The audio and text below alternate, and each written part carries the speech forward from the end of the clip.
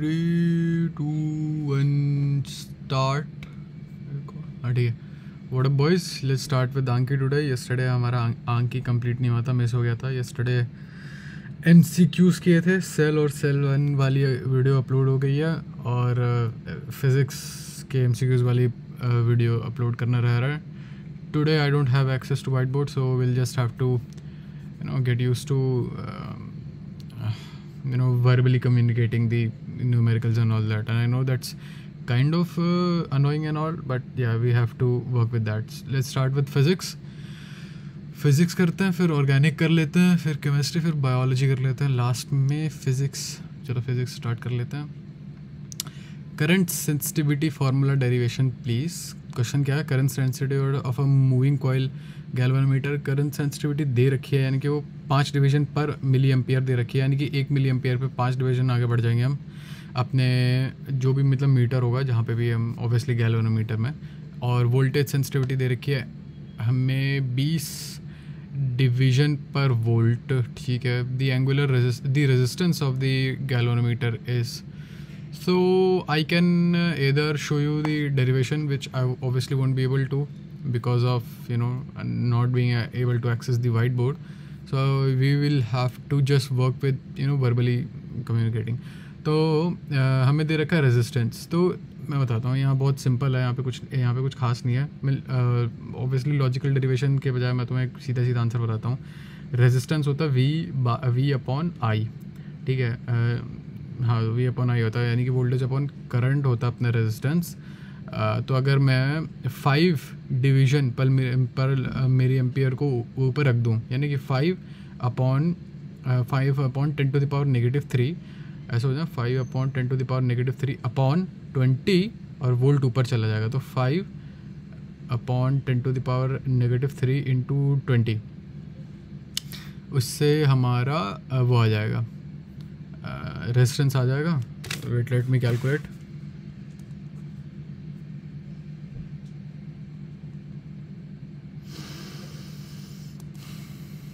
It's 250। हाँ ठीक है, सही है। चलो आगे बढ़ते हैं। और जहाँ तक कि डेरिवेशन की बात होती है, लेट मी शो यू। हमें बेसिकली गैल्वेनोमीटर क्या है? एक मीटर है, एक मेजरिंग डिवाइस है। मेजरिंग डिवाइस का क्या काम होता है? चीज़ें मेजर करना। तो हम कुछ ऐसी चीज़ बताएं, मतलब ऐसा कुछ डिवाइस बनाए जिसके अंदर अगर करंट जाए तो वो मूव करे, अपनी ओरिजिनल पोजीशन से मूव करे। तो ये हमने एक आयरन कॉइल ले लिया, इसके थ्रू करंट वो करवा दिया, हमने पास करवाया। तो अगर ये मैग्नेटिक फील्ड के बीच में रहा, तो क्या होगा? इसके ऊपर फोर्स लगेगी BIL के बराबर, B into I into L, जो भी लेंथ है तार की, या NBIL वैसे कायदे से।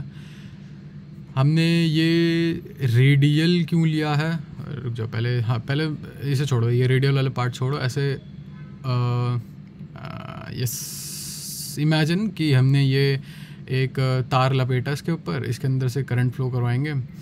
तो हाँ, तो इसके ऊपर फोर्स लगेगा तो ये बेंड करेगा। तो हम चाह रहे हैं कि जैसे हम तार में करंट दौड़ाना बंद कर दें, ये वापस से अपनी ओरिजिनल पोजीशन पे आ जाए। तो ऑब्वियसली हमें इससे कुछ अपोज, इस फोर्स को, कोट एंड कोट फोर्स को अपोज करने के लिए एक और फोर्स चाहिए। वेल टेक्निकली तो ये टॉर्क है। इस टॉर्क को अपोज करने के लिए एक और टॉर्क चाहिए। तो वो हम ये कॉइल है, ये वाला जो गोल गोल सा कॉइल है, स्नील शेप का, ये कॉइल यूज़ करेंगे हम टॉर्क अपोज करने के लिए। तो torque by C is equal to torque by C, ये अपना कॉइल का टॉर्क है। और हमने वो स्पेशली कॉइल ऐसा यूज़ किया है। तो स्प्रिंग देख लो, स्प्रिंग को जितना ज़्यादा खींचोगे उतना ज़्यादा वो अपनी मीन पोजीशन पाने की कोशिश करेगा, या जितना ज़्यादा कंप्रेस करोगे। तो एक्सटेंट ऑफ कंप्रेशन और एक्सटेंशन, यानी कि यहाँ पे आप in terms of extent of जितना उस पर टॉर्क लग रहा है, जितना उसे घुमाया जा रहा है, that is equal to the magnetic field. तो C∅ is equals to MB sine 90 degrees. तो C ये कांस्टेंट है, ठीक है, क्योंकि टॉर्क डायरेक्टली प्रोपोर्शनल था टू दी एंगल, तो इसलिए हमने ये प्रोपोर्शनैलिटी का वो साइन हटाने के लिए कांस्टेंट लगा दिया। M है अपना मैग्नेटिक फील्ड, नहीं सॉरी, M अपना मैग्नेटिक मूवमेंट, जो कि होता है I इंटू A के बराबर। N क्या है यहाँ पे? ये टर्न्स है, नंबर ऑफ टर्न्स, अपॉन शायद यूनिट लेंथ है, जो भी है।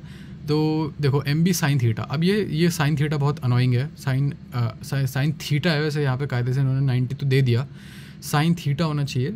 मैं बताता हूँ 90 भी क्यों दिया इन्होंने। अगर ये साइन थीटा हुआ ना, तो अगर हम सीधे सीधे वो लेते हैं, अगर हम सीधे सीधे वाले वो लेते हैं, क्या कहते हैं उसको, मैग्नेट्स लेते हैं, हॉर्सशू मैग्नेट ले लेते हैं, तो उसमें क्या होता है ना, उसकी मैग्नेटिक फील्ड ऐसी सीधी जा रही होती straight, which would have been annoying, क्योंकि फिर जैसे हमारा ये चेंज हो जाता, मेरे पास वाइट बोर्ड नहीं है, चलो कोई नहीं, जैसे हमारा ये चेंज हो जाता, इसके ऊपर हल्का सा टॉर्क लगता है, एंगल चेंज हो जाता, तो ये जो थीटा है ना, मैग्नेटिक फील्ड और मैग्नेटिक मूवमेंट के बीच का थीटा, वो चेंज होता रहता।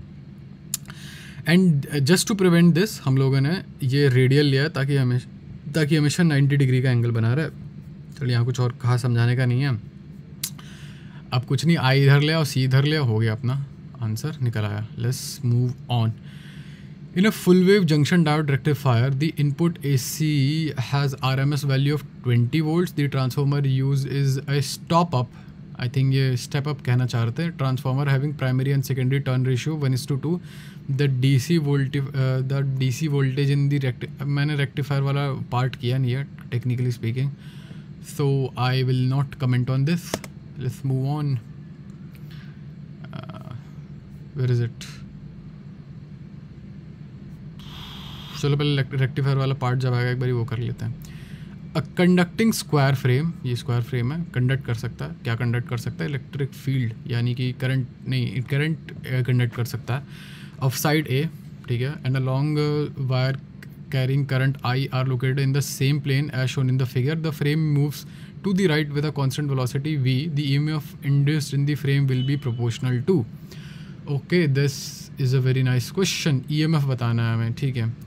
तो EMF इंड्यूस होता है, मतलब अगर आप ये देखो, ये तार जा रही है, ठीक है, इस पर इलेक्ट्रिक फील्ड पड़ रहा होगा, इस चीज़ पे कायदे से इस पूरे के पूरे फ्रेम के अंदर इलेक्ट्रिक फील्ड वो पड़ रहा होगा। तो जैसे कि अगर आप मूव करोगे तो शायद लेंज लॉ के अकॉर्डिंग यहाँ पे EMF इंड्यूस होगा, बिकॉज लेंज लॉ कहता है कि we don't want change in magnetic flux. अब क्योंकि जैसे जैसे आप दूर जाते जाते हो इससे, तो इसका मैग्नेटिक फ्लक्स क्या होता है, कम होता रहता है। इसके अंदर जो मैग्नेटिक फील्ड जा रही है ऑब्वियसली कम होती जाएगी, क्योंकि जैसे जैसे हम किसी भी सोर्स से दूर जाते हैं फील्ड कम होती जाती है। Is inversely proportional to the distance और may be square of distance, that's not important, inversely proportional इतना इंपॉर्टेंट है। तो जैसे जैसे आप दूर जाते हो कि यहाँ पे इलेक्ट्रिक फ्लक्स कम होता रहेगा, and just to prevent this fiasco हम लोग चाहते हैं कि इसके अंदर और इलेक्ट्रिक फ्लक्स चलता चला जाए। ऑब्वियसली मेंटेन नहीं होगा, बट ट्राई तो करते हैं। उस इलेक्ट्रिक फ्लक्स मेंटेन करने का मतलब इसके अंदर मैग्नेटिक फील्ड अंदर जाती रहे। And for that to happen, अगर आप ये देखोगे जो कॉर्कस्क्रू रूल है, तो करंट ऐसे करंट ऐसे नीचे ऊपर से लेके यहाँ से लेके नीचे आना चाहिए, ताकि अंदर जाता रहे। देख लेना अपने थंब से बना के, और यहाँ से लेके यहाँ तक जाना चाहिए। खैर दैट्स नॉट द पॉइंट, ये तो मैं लेंस लॉ समझा रहा था। हमारा पॉइंट ये है, 1 मिनट के अंदर करना था इसे। हमारा पॉइंट ये है कि है क्या, फ्लक्स होगा क्या। Okay, so let's think about it. हमारा जो फ्लक्स का फॉर्मूला है, फ्लक्स इंड्यूस्ड या EMF, सॉरी फ्लक्स नहीं, फ्लक्स बोल रहा हूँ मैं पिछली 3 बार से। EMF इंड्यूस्ड का जो फॉर्मूला होता है, आई वॉन्ट टू से वो होता है QVB के, नहीं QV वो तो फोर्स होता है, BIL भी फोर्स होता है। EMF इंड्यूस्ड का फॉर्मूला लेट्स सी, देख लेते हैं क्या है।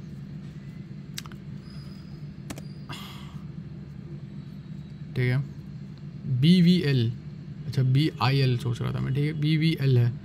तो यहाँ पे अब क्योंकि ये पास है, तो आई गेस यहाँ पे देखो 1 साइड 2 साइड 3 साइड 4 ऐसे साइड के नाम दे रखे हैं। और जो EMF इंड्यूस्ड है वो बराबर है BVL के।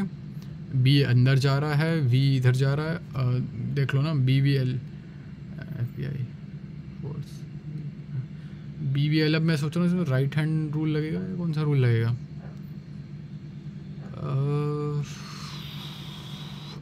खैर छोड़ो, that's not the most important thing है। The most important thing is, क्योंकि देखो यहाँ पर जो इलेक्ट्रिक फ्लक्स है, पहले तो दोनों इलेक्ट्रिक फ्लक्स जो है अपोजिट डायरेक्शन में लगेंगे।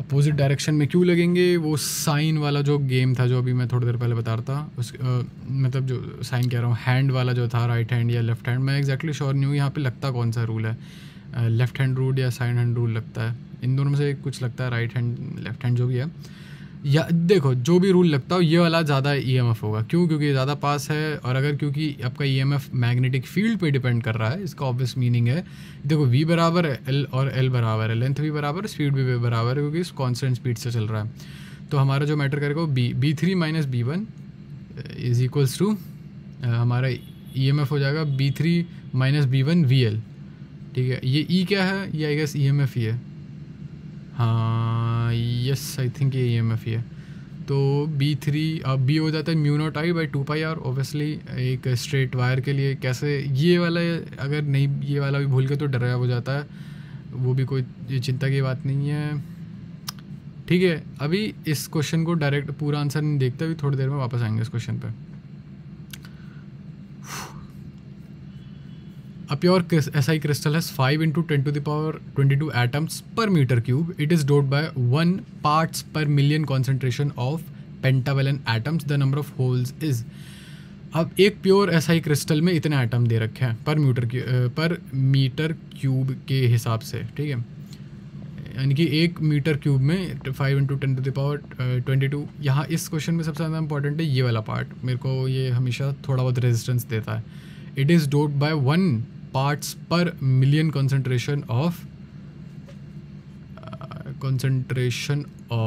pentavalent atoms। ओके, ये Ni क्या दे रखा है, I have no clue. Okay, it is doped by 1 parts per million concentration of pentavalent atoms, ठीक है। इसमें इतना तो पता है कि इसमें होल्स अच्छे खासे होंगे, क्यों, क्योंकि पेंटावेलेंट एटम्स हैं, सॉरी फ्री इलेक्ट्रॉन्स, होल्स कम होंगे इसमें, फ्री इलेक्ट्रॉन ज़्यादा होंगे, क्योंकि ये पेंटावेलेंट एटम्स हैं, तो इसमें ये हमेशा एक एक्स्ट्रा इलेक्ट्रॉन रहेगा जो इधर से उधर घूमता फिरता रहेगा। इसका मतलब वो इलेक्ट्रॉन ज़्यादा रहेगा तो वो होल्स की मात्रा कम कर देगा। अब प्योर सिलिकन Ni क्या होता है,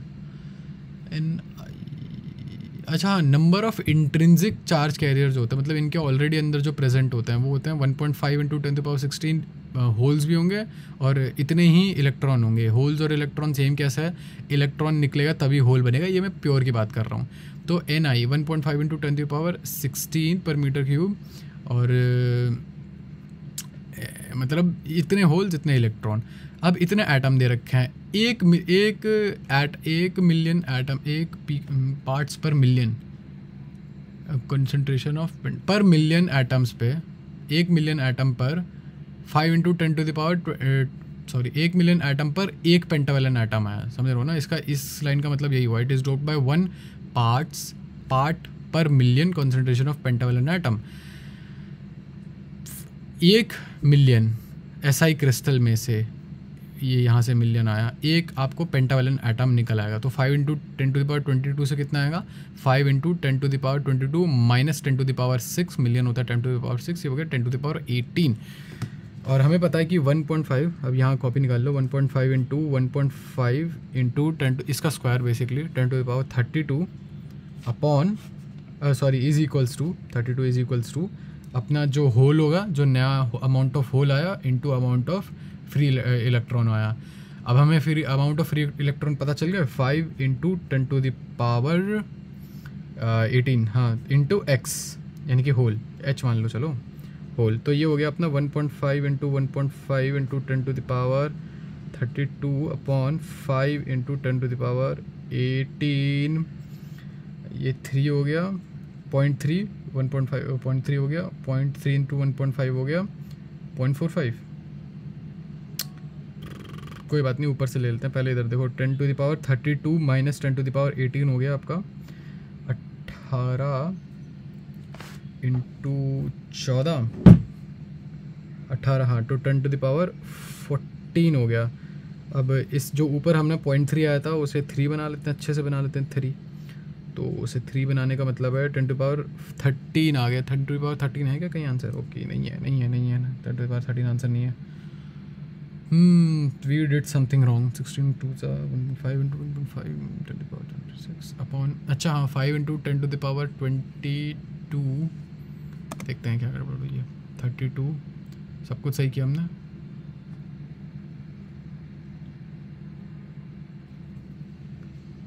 -32 हो गया, 2 + 10 + 2 14 ही तो हुआ, ठीक तो है। Okay we messed up here. 5 × 10⁻22 वाला part. The first number is not anything. What is this Ni number of intrinsic charge carriers यहाँ पे। How did they use. Okay fine, we will red flag this question, we will come to this again after some time, ठीक है। Draw the current diagram for this. अब what is this, inductance है। वैसे diagram क्या बनाना, पहले equation solve कर लेते हैं इसे। डायग्राम मैं क्यों नहीं बनाना चाह रहा, क्योंकि ये अच्छा ओके फाइन ठीक है। इंडक्टेंस हमें पता है, इंडक्टर जो होता है वो current change in current resist करना चाहता है। तो जैसे अगर आप यहाँ पे बैटरी लगा दोगे, यहाँ पे करंट फ्लो करने लगेगा, वो चेंज इन करंट वो रेजिस्ट करेगा। और जो हमारा वोल्टेज है वो लीड करेगा करंट को। तो आप जैसा भी ग्राफ बनाओगे, साइनोसाइडल ग्राफ बनाओगे, तो उसको मतलब हल्का सा आगे से शुरू करवाना है, क्योंकि वो पीछे चल रहा है। वो से मेरा क्या मतलब है, करंट का ग्राफ हल्का सा आगे स्टार्ट होगा, क्योंकि वो वोल्टेज के पीछे चल रहा है वो। अब हम करंट की अगर इक्वेशन लिखनी हो तो Vs है। Okay okay okay okay fine ठीक है। Vs है V0 sin ω t। हमें बताया V0 को मैं I0R लिख सकता हूँ यहाँ पे, और Vs को मैं लिख सकता हूँ, ये चलो Vs को छोड़ देते हैं। वोल्टेज अक्रॉस इंडक्टर क्या होता है, क्या था इक्वेशन। वोल्टेज अक्रॉस इंडक्टर होता है L/di/dt। Okay okay okay okay fine, L/di/dt ठीक है। तो L फिर यहाँ से नीचे गया और फिर इसे इग्नोर कर दिया, इसे इंटीग्रेट कर दिया ताकि dt हट जाए, ठीक है। I guess not bad, will come back to this again.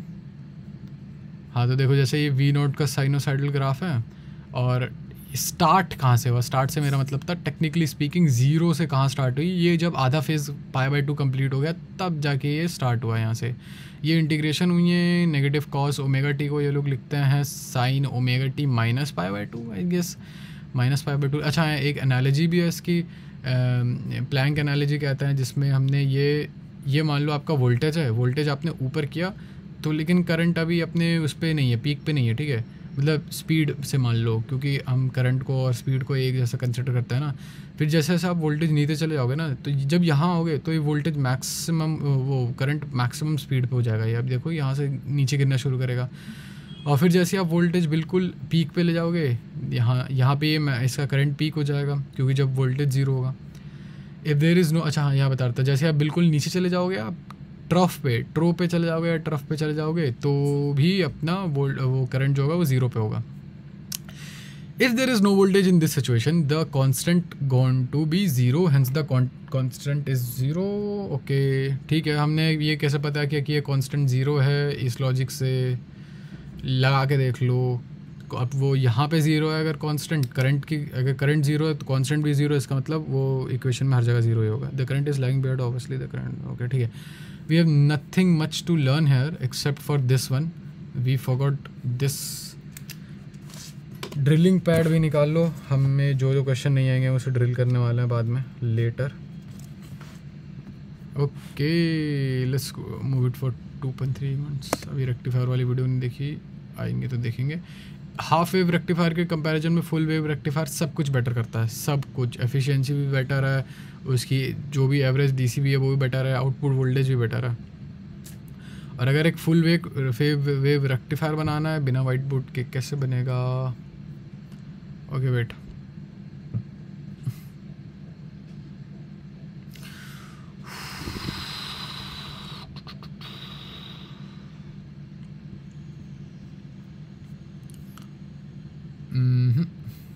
we don't have any option to use the whiteboard। चलो कोई नहीं, बना लेना, खुद बना के देख लेना। Let me try that also. पहले तो वो बनाते हैं, ट्रांसफार्मर बनाते हैं, प्राइमरी वो जो होता है कॉइल, फिर सेकेंडरी कॉइल जिसमें शायद कम रोल्स रहते हैं, फिर उन्हीं कॉइल से एक तो बीच में वो रखो फ़ोन, फिर डायोड बनाओ, एक नीचे डायोड बना हो शायद अपोजिट डायरेक्शन में, आई गेस अपोजिट डायरेक्शन या शायद सेम डायरेक्शन में, खैर जो भी है देखते हैं, चलो देख लेते हैं। हाँ सेम डायरेक्शन में था डायोड वो, ठीक है। ये आपका कॉइल है, प्राइमरी कॉइल, ये सेकेंडरी कॉइल, जिसमें कम वो है, ये स्टेप अप, ये नहीं ये स्टेप डाउन है, ये स्टेप डाउन या स्टेप अप में से कोई बात नहीं, चलो छोड़ो, हमें रेक्टिफायर करना है, बाद में देखेंगे हम वो ये ट्रांसफार्मर भी बाद में देख लेंगे। Full wave rectifier works better than half wave one, we get more bang for the buck, the answer is none of the above, ठीक है। We know the whole point is to keep the current, अच्छा मैंने answer क्या दिया था, I guess none of the above ही दिया था, then half of the time like in normal half wave rectifiers, ठीक है। तो देखो जैसे कि हमारा करंट पहले ऐसे फ्लो करेगा, पहले मतलब करंट ऐसे फ्लो कर रहा है अभी इस समय, आई गेस करंट ऐसे फ्लो कर रहा है, तो जब करंट ऐसे फ्लो करेगा यहाँ से, तो इस डायरेक्शन में नहीं जाने वाला वो करंट, इस डायरेक्शन में जाने से रोक देगा वो, तो हमारी बैटरी ने डिस्चार्ज नहीं होने वाली। क्योंकि अच्छा ये सब कर क्यों रहे हैं, क्योंकि हमारे पास जो करंट है वो AC वोल्टेज का है, तो वो आधे टाइम इधर घूमेगा और आधे टाइम इधर घूमेगा, तो पूरे टाइम पूरे चार्ज हो, इसलिए हम ये रेक्टिफायर यूज़ करते हैं। रेक्टिफाई मतलब करेक्ट करना, तो हम अपनी गलती सुधार रहे हैं, यानी कि हम DC को AC में कन्वर्ट कर रहे हैं, which is not technically speaking a mistake. Semiconductor is damage by the strong current due to I guess excess of electrons, बहुत ज़्यादा इलेक्ट्रॉन निकल आता है, वो डैमेज कर जाता है, फिर वो कंडक्टर की तरह बिहेव करने लगता है। Zener breakdown takes place if, Zener diode बनाता है, इसका आंसर है बी है इसका आंसर। जीनर डायोड होता क्या है, जीनर डायोड हम लोग बनाते हैं ताकि किसी मटेरियल के थ्रू या किसी डिवाइस के मतलब डिवाइस के रिस्पेक्ट में हमारी जो वोल्टेज हो वो एक पर्टिकुलर रहे। अभी डायग्राम आएगा, डायग्राम के थ्रू समझा दूंगा, वो पर्टिकुलर वोल्टेज रहे, उस पर्टिकुलर वोल्टेज से हम एक्सीड ना करें ताकि वो ब्रेक डाउन ना कर जाए।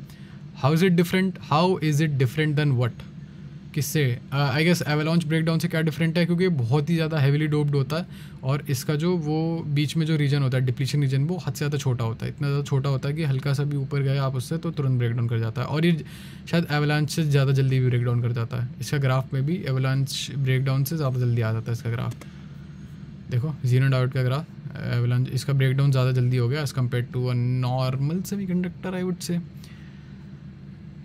पढ़ लेना, it's John zone recombination of John Jones of semiconductor है ये, हेवी डोपिंग करता है obviously. John Jones is notorious for doping and then getting caught, means a lot more recombination of combos, and then the depletion region becomes very small and the enemy's gas tank gets depleted very quickly. The electric field, ठीक है, यहाँ कुछ और खास नहीं, मैंने बताई दिया सब कुछ जो बताना था। In an AC circuit peak voltage is 423, effective voltage क्या है आपकी, RMS voltage क्या है, RMS voltage कौन सी voltage होती है,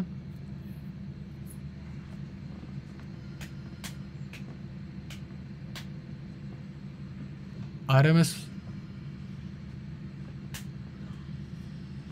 वोल्टेज होती है आपकी जो जैसे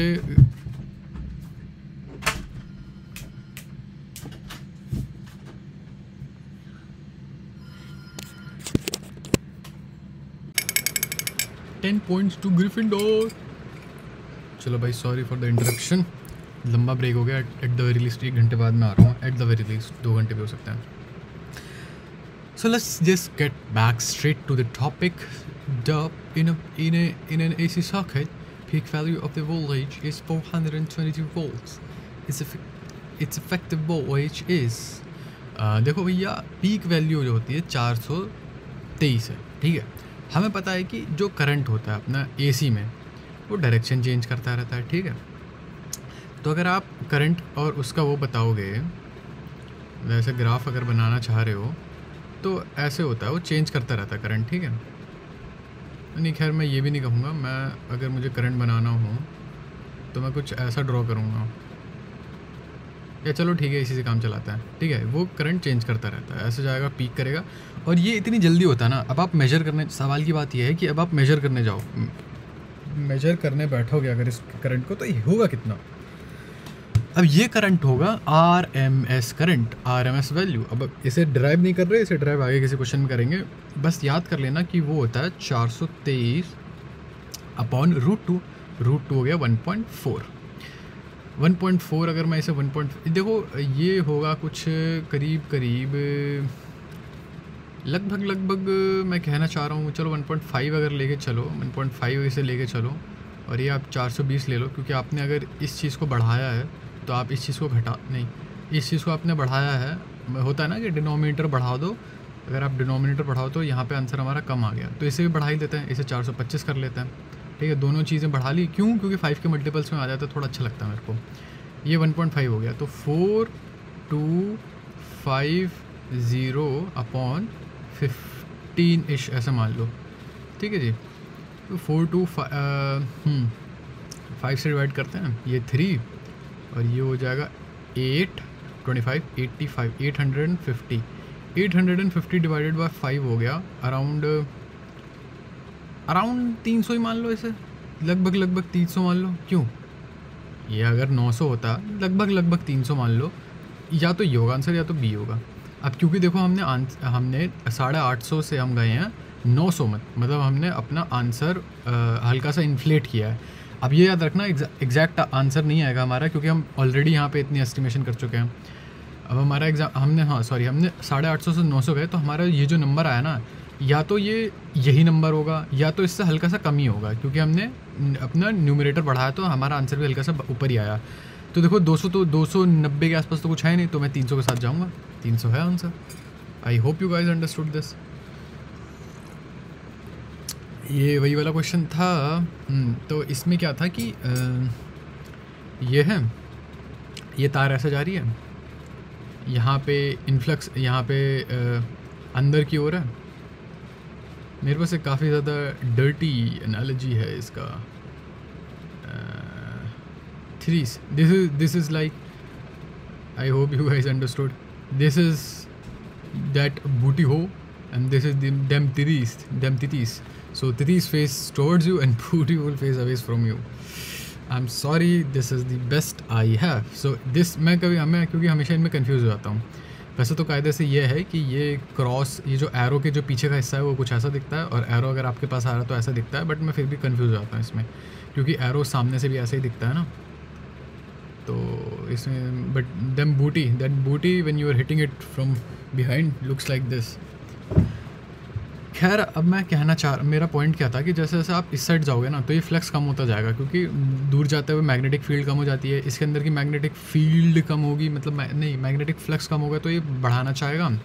तो तो करंट जो है, मतलब अगर आप राइट हैंड थंब रूल लगाओगे, तो करंट अगर इस डायरेक्शन में फ्लो किया ना, इस डायरेक्शन में फ्लो किया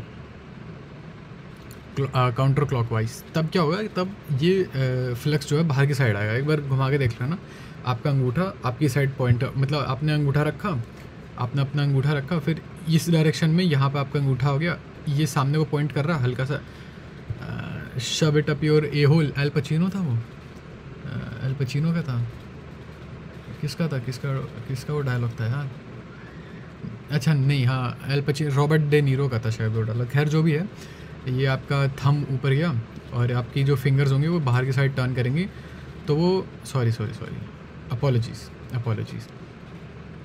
ये करंट इधर जा रहा है, तो इसकी मैग्नेटिक फील्ड अंदर की होगी, ठीक है। थंब आप इस डायरेक्शन पॉइंट करो, अंदर की होगी।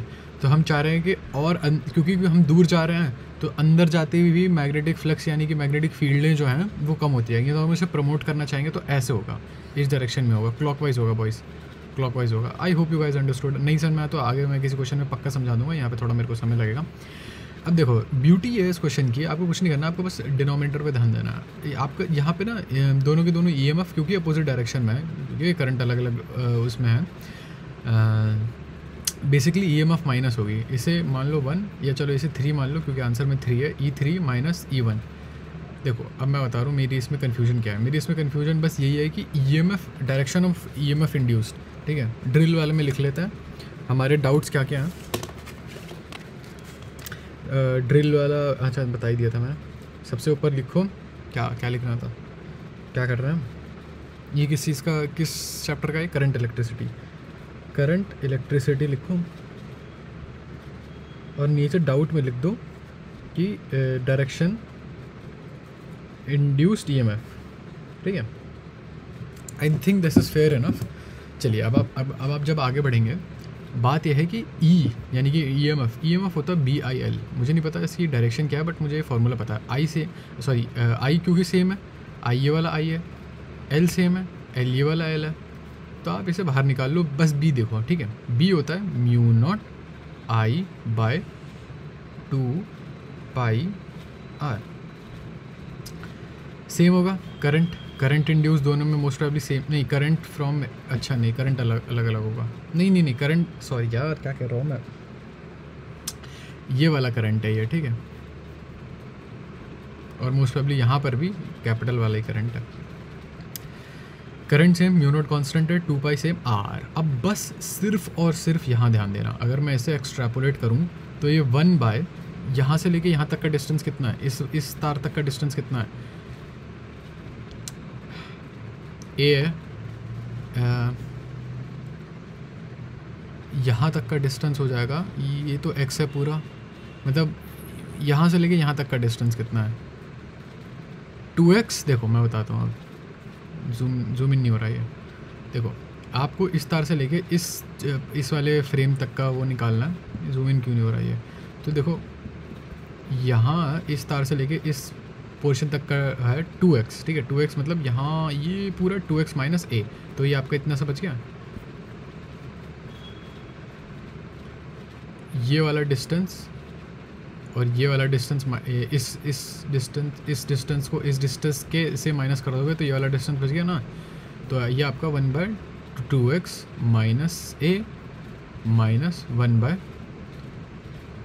ये हो जाएगा आपका, यहाँ से लेके आपको यहाँ तक का डिस्टेंस बताना है, तो ये हो जाएगा आपका यहाँ तक का, हाँ यहीं तक का तो डिस्टेंस बताना है, ये हो जाएगा आपका, क्या हो जाएगा ये आपका 2x प्लस a है, कैसे x प्लस a, पता नहीं यार मुझे नहीं पता, बस ये है कि पहले 2x माइनस a आएगा। देखते हैं क्या गड़बड़ हुई है। x प्लस a बाई 2, हाँ चलो x प्लस a बाई 2 को भी ले सकते हो, x प्लस a बाई 2 ये भी ठीक है, x प्लस a बाई 2 ले लो, x प्लस ये हो जाएगा आपका x प्लस a बाई 2। तो आपको पता चल गया है कि मेरे को रियलाइज़ हो रहा है कि ये वाले क्वेश्चन में I didn't do a very well job, this is my best explanation, but it is what it is. आपने डिनोमिनेटर देख लिया, फिर आप सब छोड़ दो, बस अब डिनोमिनेटर कहाँ मैच कर रहा है, डिनोमिनेटर अपना मैच कर रहा है, यहाँ पे मैच कर रहा है अपने डिनोमिनेटर, तो बी आंसर हमारा है ना, बी ही होगा मोस्ट प्रोबेबली, लिखा नहीं है बी ही है। इन्होंने भी ऐसे ही किया, इन्होंने तो चलो ऊपर न्यूमरेटर पे ध्यान दिया, हमने न्यूमरेटर पे भी ध्यान नहीं दिया क्योंकि हम टाइम बचाएंगे अपना, टाइम बचा के भाई ने इतना टाइम लगा दिया, वीडियो रेक्टिफायर वाली वीडियो देखनी थी। इन 1 डायमेंशनल, ये देखो काइनेमेटिक्स का क्वेश्चन, इन 1 डायमेंशनल मोशन इंस्टेंटेनियस स्पीड जो है सेटिस्फाइज 0, देखो हम चल रहे हैं, ठीक है, स्पीड दे रखी है, ठीक है, अब ध्यान रखना स्पीड दे रखी है, ये आपका फ्रेम ऑफ रेफरेंस है, यहाँ से मान लो आपने स्पीड दे रखी है कि वो तो देखो या तो हो सकता है 0 कभी भी किसी भी टाइम पे, कभी भी आप टाइम उठा लो, या तो वो 0 होगी, ठीक है, या तो 0 से बड़ी होगी, लेकिन हमेशा अपनी टॉप स्पीड से कम होगी, ठीक है, ये आपका टॉप स्पीड है, दे नहीं रखा लेकिन है क्योंकि मैं क्वेश्चन कर चुका हूँ पहले। अब ठीक है, अब हमेशा ये बहुत इंपॉर्टेंट पॉइंट है, मैं स्ट्रेस नहीं करना चाहता, कितनी ही बार स्ट्रेस कर लूँ, I can not stress this enough, ये हमारी स्पीड है, वेलोसिटी नहीं है, ये बात ध्यान रखना। The displacement in time t must always take non negative values. Displacement यानी कि अपनी देखो, या अब देखो, या तो ये हो सकती है, दो ऑप्शन है, या तो ये पॉजिटिव है या तो ये नेगेटिव है किसी इंस्टेंट पे, ठीक है। The displacement in time t must always take non negative values. क्यों भाई, मान लो क्या पता ये अपनी जो स्पीड थी ये पूरे के पूरे टाइम नेगेटिव ही रही हो, मतलब स्टार्टिंग से लेके अंत तक नेगेटिव रही हो। वेलोसिटी स्पीड तो पॉजिटिव ही रहती है, स्पीड तो मैग्नीट्यूड है, लेकिन क्या पता 8 किलोमीटर की स्पीड से पीछे जा रही हो जलंधर की ओर, तो देखो आपका डिस्प्लेसमेंट क्या हो गया, नेगेटिव हो गया, तो ये तो गलत हो गया। The displacement in x in time t satisfies negative v not t x या पॉजिटिव v नॉट t, ठीक है। अब देखो, आप मान लो कि 8 किलोमीटर की स्पीड है, मतलब 8 किलोमीटर की स्पीड है। अब या तो देखो एक घंटे में दोनों हम ले रहे हैं, पहले नेगेटिव का ले लेते हैं। 1 घंटे में या तो ये 8 किलोमीटर पीछे जा सकती है, यानी कि -10 km की डिस्प्लेसमेंट, ठीक है। या तो 1 घंटे में आप पॉजिटिव भी जा सकते हो और इनके बीच में भी कहीं जा सकते हो। कैसे भाई? 8 किलोमीटर की स्पीड से चल रहे हैं तो बीच में ये तो लिखा नहीं है कि कांस्टेंट ये है, यूनिफॉर्म स्पीड दे रखी है, स्विच भी कर सकता है वो बीच में। इंस्टेंटेनियस स्पीड तो दे रखी है ना, इंस्टेंटेनियस स्पीड है वो किसी एक समय पे, तो वो हो सकता है बीच से कहीं घूम के पीछे आ गई हो, जो डजेंट मैटर। -8 से लेके +8 तक कोई भी, मतलब ये तो मैंने 1 घंटा लिया है, आप कोई भी टाइम t ले सकते हो, और ये तो मैंने 8 लिया, आप कोई भी v0 ले सकते हो। इसे हटा दो या इसे +- रख लो, ठीक है। तो ये बिल्कुल सही है, इसमें कोई दिक्कत नहीं है। The acceleration is always a non negative number. नहीं भाई, कहाँ किसने कहाँ कौन कह रहा है? हो सकता है या स्पीड कम हो रही हो, ठीक है, या स्पीड पीछे की साइड जा रही हो, पीछे वाली डायरेक्शन में। कहीं दे रखा है क्या डायरेक्शन के बारे में? कुछ नहीं रखा। The motion has no turning points. मैं ऑनेस्टली कहूँगा कि ये भी गलत है, क्योंकि ये तो इंस्टेंटेनियस स्पीड दे रखी है, यूनिफॉर्म स्पीड नहीं दे रखी है। तो हो सकता है वो बीच से जा रहा हो, फिर उसे याद आ गया ना भाई मैं तो सॉक्स ही नहीं पहने, तो वो पीछे मुड़ के आ जाएगा, या तो भाई मैंने अपना बच्चा छोड़ दिया, जो भी है वो पीछे घूम के आएगा। Like I said, answer is C, sorry B. आगे बढ़ते हैं, ये पढ़ लेना। ये एक्चुअली बुगाटी वाला थोड़ा बिट मैंने लिखा था, फ़नी नहीं है लेकिन पढ़ लेना। If you know things don't have to be funny, और things don't have to be funny और हिलेरियस और स्कैरी और फ्राइटनिंग और new to be interesting. What is interesting? Interesting मतलब जो आपका इंटरेस्ट कैच कर ले। ऑब्वियसली भाई कैसी बातें कर रहा है ये, तो तू सेमेंटिक्स में पहुंच गया, बट नहीं, एग्जैक्टली इंटरेस्टिंग क्या होता है? आज मैंने एक मूवी देखी, and you know we usually, और एक नहीं मूवी नहीं देखी मैंने, आज एक हॉरर मूवी का एक छोटा सा पार्ट देखा था, मैं नाम भूल गया हूँ, कोई जापानीज हॉरर मूवी थी, and they do the best Japanese, not to sound no, okay fine, I will sound xenophobic here, but screw it, no one is watching my video. Japanese art, I would say, be it movies or people or you know depravity, जो उनका एक show था जिसमें एक आदमी को literally starve किया गया था, उसे रखा गया था तो किसी लाइव टीवी के अंदर, उसका मजाक बनाया गया था, and people were watching it. Even Japanese JAV, if you know what I'm talking about, it's so odd, it's so different, there is a different spin, there is a the director or the creator is a Chinaman, just a different spin. You are not, first of all you are not expecting thing A, then it's a different spin on the thing A, so I call it Chinaman art. It's so weird, which is ironic, Chinaman art, okay. Chinaman ये bowling वाला Chinaman है, ठीक है, if you guys know, ठीक है, left arm leg spinner.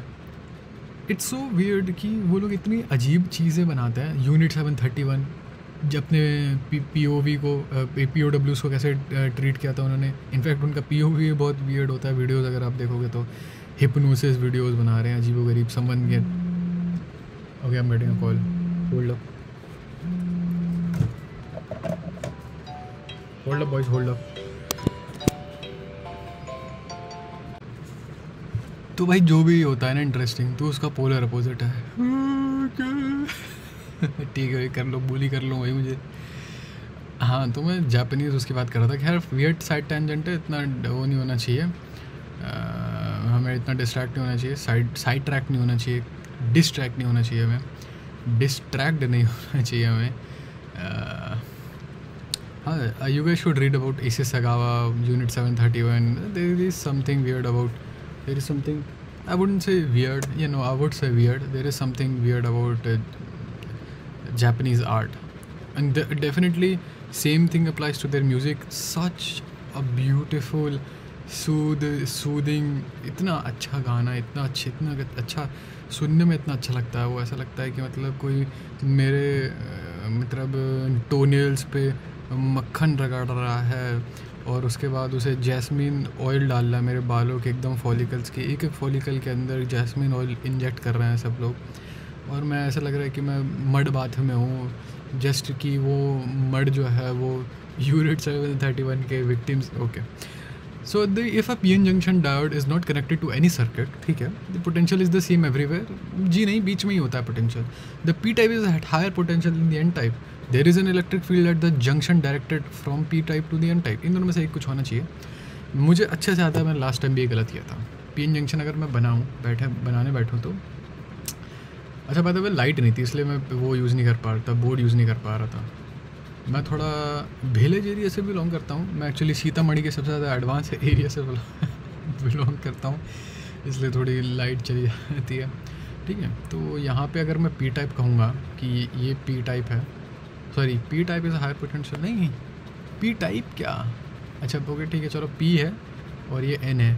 जो अपनी electric field होती है यहाँ, चलो P मान लेते हैं, PP बिग PP दिस, यहाँ PP होना चाहिए टेक्निकली, क्या छोड़ो, यहाँ P मान लेता है, यहाँ N मान लेता है. यहाँ फिर पॉजिटिव चार्ज आयंस होते हैं बीच में और यहाँ नेगेटिवली चार्ज होते हैं.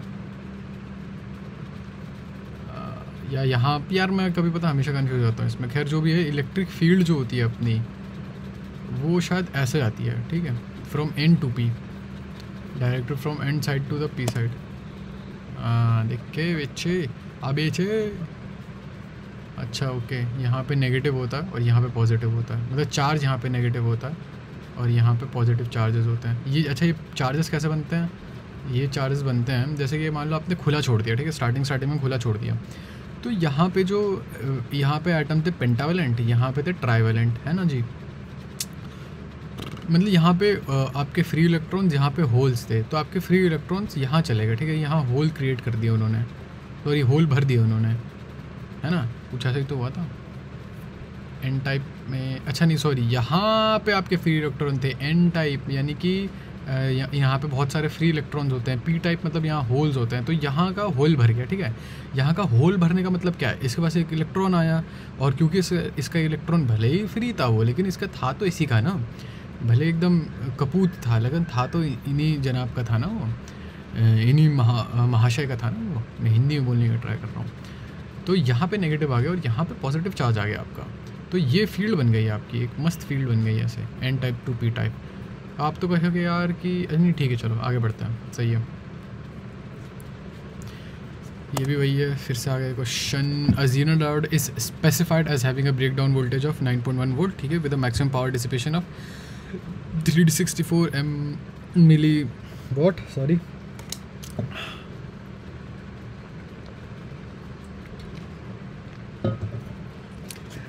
I would like to take this moment to apologize to absolutely nobody. What is the maximum current the diode can handle?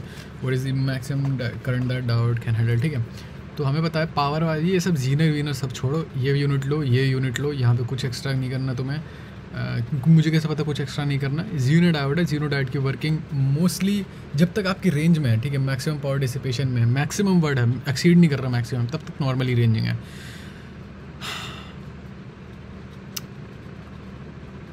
VI है ना, ऐसा ही ना, ठीक है. तो I आपका हो गया V, पावर आपके हो गया 364. अब मैं इसे ना मिली वॉट में ही रख रहा हूँ, ठीक है, मैं बता रहा हूँ क्योंकि यहाँ पे भी आंसर मिली में ही आ रहा है. अपॉन 9.1 4 से डायरेक्ट मल्टीप्लाई है ये, 9 4 से 36, तो 40 हो गया अपना आंसर. बात ख़त्म, आगे बढ़ो. डायरेक्ट है भाई, डायरेक्ट, एस्टिमेटेड भी नहीं है. विच ऑफ द, हाँ तो लास्ट टाइम जब मैंने क्वेश्चन किया था तो मैं अपना नैरेटिव फिट कर रहा था यहाँ पे, जबकि ऐसा नहीं करना चाहिए. You don't bend the facts to fit in your narrative. You bend the narrative to fit in your facts. Sherlock Holmes भी यही करता है और हाउस MD भी यही करते हैं, वो भाई साहब भी वही करते हैं. मुझे भी बनना था यार, मेरी एक दोस्त थी, उसे हाउस MD बहुत पसंद था, मुझे भी वही बनना था उसे बस इम्प्रेस करने के लिए. तो फॉरवर्ड बायस क्या होता है आपके, देखो यहाँ पे ज़्यादा बायस कौन है, यहाँ से स्टार्ट करते हैं. यहाँ पे ज़्यादा कौन है, मतलब ज़्यादा पोटेंशियल पे -5 है, कम पोटेंशियल पे -10 है. तो ज़्यादा पोटेंशियल P से जुड़ा हुआ हो और कम पोटेंशियल इससे जुड़ा हुआ हो. एन से, या ऐसे मान लो कि करंट फ्लो करवाना चाहिए, तो यहाँ ऐसे करंट फ्लो करेगा, बिल्कुल करेगा, ऐसे कोई रोकने वाला भी नहीं है। अगर ये उस साइड लगा होता, मान लो कि अब करंट ऐसे फ्लो करना है, अब यहाँ पे ये दीवार आ रही है भाई, लिटरल दीवार नहीं दिख रही है तुम्हें, ये आ रहा है पीपी, बिग पीपी 12 इंच, ये आंसर अपना। और बाकी नीचे खैर डिस्कस करने की ज़रूरत नहीं पड़ी, आगे बढ़ता है।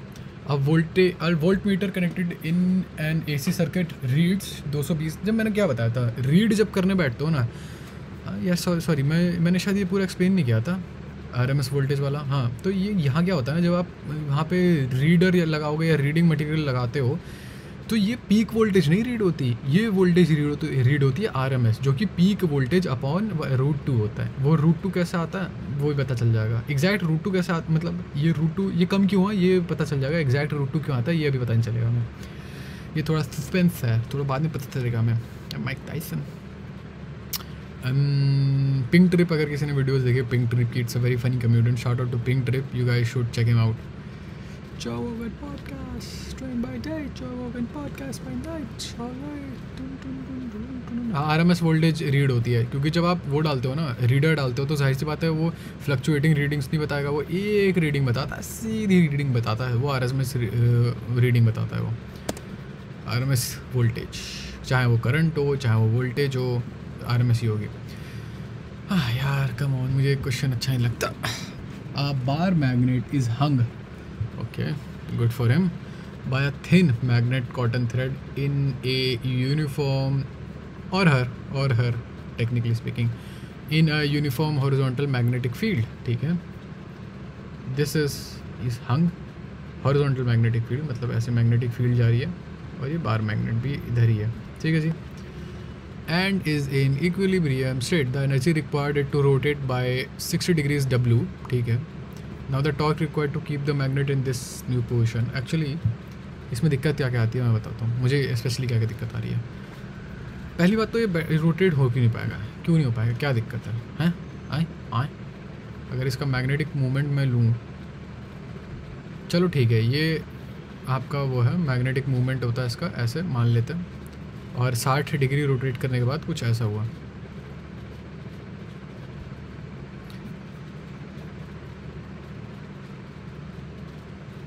ठीक है, 60 डिग्री रोटेट करने के बाद ऐसा हो गया, मतलब बेसिकली अगर ऊपर से देखो, ये टॉप एंगल है बाय द वे, ये बार मैग्नेट है, ये अपनी हॉरिजॉन्टल मैग्नेटिक फील्ड है, ये साइड एंगल है आपका, मतलब आपका एंगल है ये ऑब्वियसली, जहाँ बैठ के देख रहे हो, भाई गेट है तेरा एंगल है ये, हैं गुद्दी सेक दूँ तेरी बार मैग्नेट डाल के गुद्दी सेक दूँ।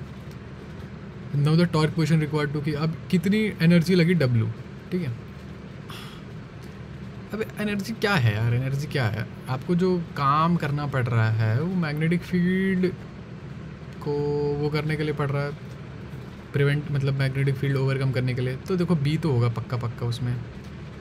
अब क्योंकि टॉर्क की बात आ रही है, तो टॉर्क आप देखोगे, इसका कौन सा कंपोनेंट देखोगे आप, ये इसका हॉरिजॉन्टल कंपोनेंट, ये इसका वर्टिकल कंपोनेंट, आप इसका साइन कंपोनेंट देखना, ठीक है, वर्टिकल कंपोनेंट देखना, क्योंकि टॉर्क देखो, टॉर्क हर जगह ऐसे ही लगता है यार, कैसी बातें कर रहे हो, ऐसे ही लगेगा। कभी देखा कि भाई इस पे टॉर्क लग रहा हो, है नहीं ना, इस पर टॉर्क लग भी नहीं सकता, इसी टाइम इस पर टॉर्क आई गेस लग सकता है यार, इस पर टॉर्क तो लग ही सकता है, कैसी बातें कर रहा है, चलो छोड़ो यार। टू बी ऑनेस्ट ये मुझे खुद अच्छे से नहीं आता, मैं इसमें जाके फंसना नहीं चाह रहा हूँ, चलो अभी करेंगे ऐसा, ठीक है, थोड़े 2-3 क्वेश्चन और करके आता है, फिर थोड़ा देर में अच्छे से करेंगे ऐसा। A long straight wire of radius r carries a current I. The current is uniformly distributed over its cross section. The ratio of magnetic field B and B dash at radial a/2 and 2 respectively from the axis of the wire is, इसका answer है 1।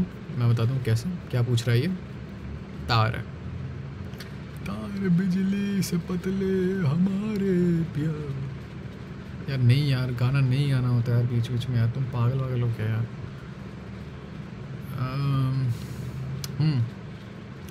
तो जी ये तार है आपकी, यहाँ पे magnetic field होगी, यहाँ हर जगह होगी मैग्नेटिक फील्ड, और अंदर भी होगी। अब इस तार के मतलब बाहर अगर मैग्नेटिक फील्ड निकालनी है, फॉर्मूला आपको पता, B = μ0 I/2πr, सिंपल। अब अंदर निकालना है तो मान लो यहाँ कहीं मैग्नेटिक फील्ड, यार यहाँ तो देखो करंट, देखो करंट भी कम हो रहा है, क्योंकि देखो करंट यहाँ पे भी फ्लो कर रहा है, लेकिन आप करंट का जो कंट्रीब्यूशन होगा वो तो अंदर वाला ही देखोगे। मान लो आपको इतने में निकालना है, क्योंकि मैंने इस पॉइंट पे बोला, इसका मतलब इतना रेडियस लूँगा मैं, तो यहाँ का सिर्फ आप करंट गिन सकते हो, बाहर का तो करंट गिन नहीं सकते, क्योंकि कंट्रीब्यूट ही अंदर का करेगा। तो करंट भी देखो कम हो गया आपका यार, लेकिन रेडियस भी इतना कम हो गया। इतना रेडियस कम हो गया तो हमारी मैग्नेटिक फील्ड भी बढ़ जानी चाहिए, लेकिन करंट भी कम हुआ है। तो चलो कोई वो देख लेते हैं, आई को रिप्लेस कर देते हैं। देखो आई क्या है अपना, अगर मैं आई करंट डेंसिटी निकालूँ, करंट डेंसिटी होता है आई बाय पाई आर स्क्वायर, ठीक है, पाई आर स्क्वायर, यानी कि सिग्मा हो गया। आई को रिप्लेस करना है तो मेरा हो गया sigma into pi R square, ठीक है। इस इक्वेशन में अगर मैं डालूँ तो mu naught sigma into pi R square upon ये नहीं कि आर अपॉन 2 पाई, पाई से पाई कट गया, पाई लागू। अब आप कुछ नहीं करना, अब आप ये देखो, ये by the way pi R square कहाँ से आया, क्योंकि ये मैंने एरिया की करंट डेंसिटी निकालनी है, तो इस पूरे एरिया में कितनी डेंसिटी आएगी, शायद आई एम नॉट इवन श्योर कि ऐसा मैं सही कर रहा हूँ या नहीं, चलो कोई बात नहीं। अब देखो B1 अपॉन B2, ठीक है। B1 हो गया आपका बाहर का, मान लो यहाँ का, पहले आप बाहर निकालते हो, वो हो गया mu naught I by upon 2 pi R. यार ये सब ना कांस्टेंट है, इन सब चीज़ों से मत खेलो, इन सब को हटा दो, सॉरी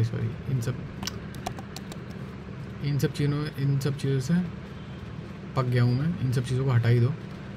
अब आप देखो B1 इन्वर्सली प्रोपोर्शनल है R के, और B2 जो है डायरेक्टली प्रोपोर्शनल है R के। ये सब भी कांस्टेंट चीज़ें हैं, इन सब में कुछ नहीं रखा।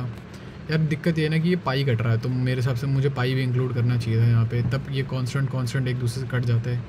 तो ये चीज़ मैं शायद कुछ गलत कर रहा हूँ, कोई बात नहीं, मेरा तो आंसर सही आ रहा है ना। नैरेटिव फिट, मैं फैक्ट्स फिर से बेंड कर रहा हूँ अपने नैरेटिव फिट करने के लिए, ठीक है। तो डायरेक्टली प्रोपोर्शनल R है। अब ये देखो यहाँ पे R दोनों बराबर है, समझ रहे हो मैं क्या कहना चाह रहा हूँ। A/2 चलो ले लेते हैं, चलो पहले A/2 एंड 2 है, यानी कि पहला हमने लिया R/2, A और R, चलो यार यही ले लो, वो रेडियस A ही था, और अपॉन, और क्या था, अपॉन 2A। अरे भाई साहब कुछ तो गड़बड़ कर दी मैंने। चलो यार देख ही लेते हैं आंसर।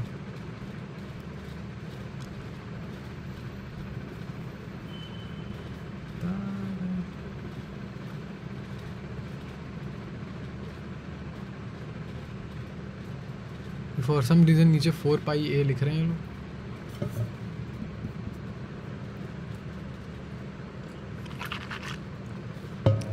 ठीक है, तो अगर चलो बाहर का देखते हैं पहले। बाहर का हमने सही लिखी है, इक्वेशन अच्छी लिखी है और सही लिखी है, ठीक है जी, ठीक है। बाहर की इक्वेशन हमने सही लिखी है। अरे हाँ यार ठीक है, तो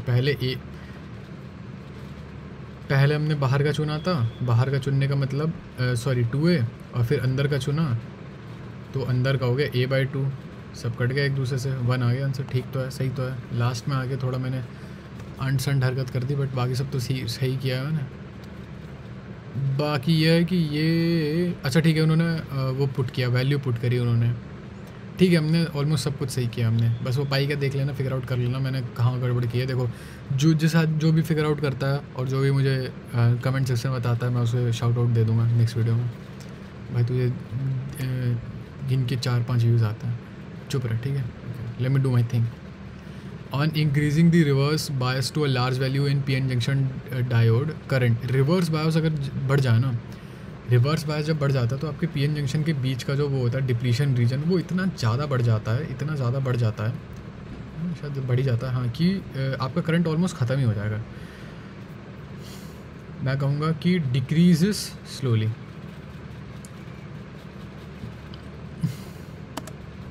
सडनली इंक्रीज। हाँ मतलब अगर बहुत ज़्यादा बढ़ा दोगे तो ये ब्रेक डाउन हो जाएगा, मतलब यहाँ के इलेक्ट्रॉन जो हैं, मतलब क्योंकि आपका बेसिकली क्या होता है, इलेक्ट्रिक फील्ड बहुत ज़्यादा लंबी हो जाती है। पहले तो नॉर्मली तो इलेक्ट्रिक फील्ड इतने में ही रहती है, डिप्लीशन रीजन में इलेक्ट्रिक फील्ड होती है। क्यों है इलेक्ट्रिक फील्ड होती है? क्योंकि आपके N के पास आपके पॉजिटिव वो बन जाते हैं, पॉजिटिव कैटायन ही बोल लो, कैटायन पॉजिटिव ही होता है भाई, कैसी बातें कर रहा है, ठीक है ना, ओके फाइन वट एवा। I know a friend who is addicted to blue cheese. I am also addicted to blue cheese. Shout out to Theo Vaughn's nephews.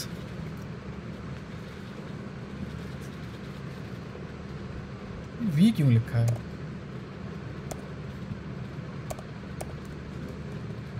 हैं? V मतलब क्या होता है? वजीन? ये V है क्या ये? अच्छा खैर जो भी है, चलो आगे बढ़ते हैं, टाइम वेस्ट नहीं करना चाहिए। यार पीछे की लाइनें कहाँ गई यार? पीछे वाली लाइनें जो वहाँ करती थी, देख रहे हो बॉयस, काम कितना सारा किया हम लोगों ने। आ जाया वापस यहीं आ जाता। हाँ तो मैं क्या करता, हाँ यहाँ पे देख लो आप, shout out to Khan academy बात है, यहाँ पे इलेक्ट्रिक फील्ड इतनी ज़्यादा बढ़ जाती है ना कि ये जो इलेक्ट्रिक फील्ड है ये नॉक कर देती है, इलेक्ट्रिक फील्ड नॉक कर देती है जो ये वाले इलेक्ट्रॉन्स हैं, जो बाउंडेड इलेक्ट्रॉन है, कोवेलेंट एटम्स वाले इलेक्ट्रॉन हैं, तो ये भी पार्टिसिपेट करने लगती है कंडक्शन में, तो वो कंडक्ट करने लगती है, फिर वो कंडक्टर ही बन जाता है वो। On a long enough timeline everyone survival rate drops to zero, यानी मेरा कहने का मतलब था for a big enough electric field everyone starts conducting Riemann। अगर कोई मुझे बता देगा किस चीज़ का रेफरेंस है ये, तो good for you, I'll suck your pee-pee। The electron basically trips balls and dominoes other electron and make them free। Was it colliding before? Yes, but पहले भी collision हो रहा था, लेकिन पहले इतनी जान नहीं थी इलेक्ट्रिक फील्ड में कि उसे नॉक कर दे, अब उसमें आ गई थी जान। अच्छा हाँ, ये क्वेश्चन मैंने फिगर आउट कर लिया था फाइनली।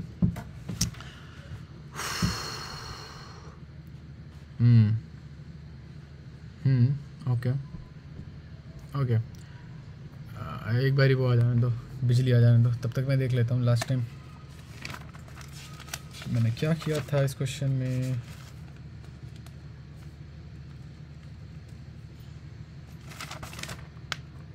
याद आ गया, चलो ठीक है, you guys take a hint, you guys take a shot at this question, whoever has answered this good for you। Light cut गई यार।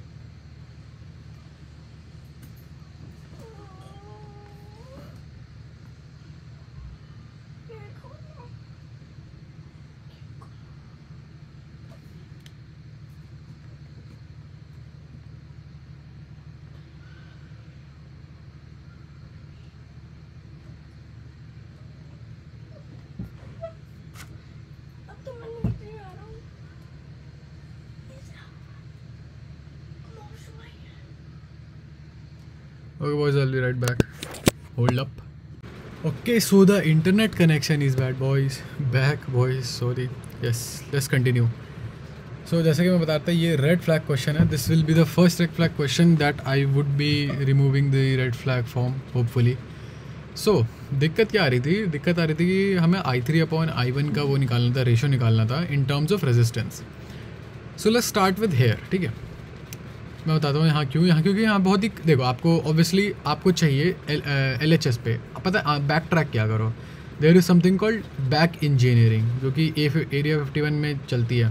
Check out Bob Lazar and Randall Carson, नहीं सॉरी वो तो ग्राम हैंकॉक के साथ आता है। Check out Bob Lazar and Jeremy Corbell, yes, area 51 पे बैक इंजीनियरिंग होती है।